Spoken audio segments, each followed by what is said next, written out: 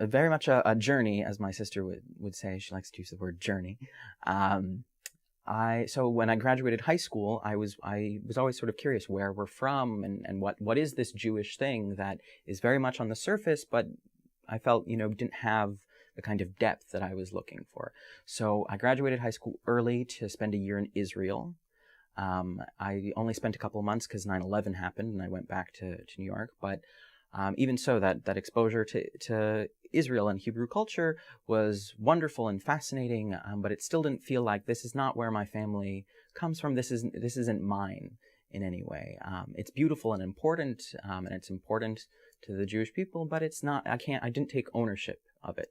And it was only when I went to school up in Montreal that I fell into a secular Yiddish-speaking community. And actually, my first exposure to Yiddish, I had finished the Hebrew language courses at McGill, and I saw an ad for the internship, the Steiner, they call it the Steiner program now, at the Book Center.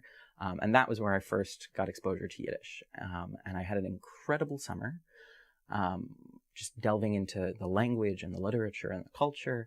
And I came back to Montreal, and I felt so lucky because in Montreal, that was all alive and there, and I just fell deeper and deeper into it. And it was through Yiddish that I became more comfortable in other Jewish contexts.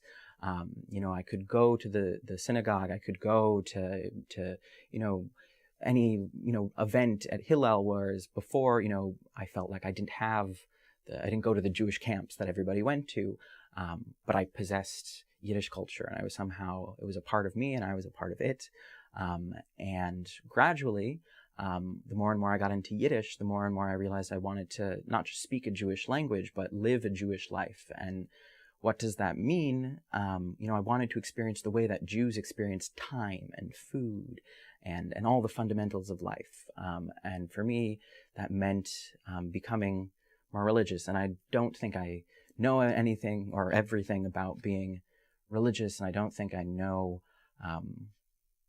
I don't do everything correctly all the time, and I don't know everything, but I think it's very revolutionary, the sort of impact it's had on my life. And a lot of people think of religion as being conservative and traditional, and of course it's connected to tradition, but for me, it has revolutionized the way I live, and it transforms, the week is now structured that there's Shabbos at the end of the week, and it makes the whole week and the whole way I experience the world Jewish, and it's kind of this revolutionary, kind of this nationalist way of connecting to everything. And Yiddish was the path to that, and is a huge part of it. But it's bigger than just the language. It's everything. It's all of Jewish everything mushed together in this wonderful way.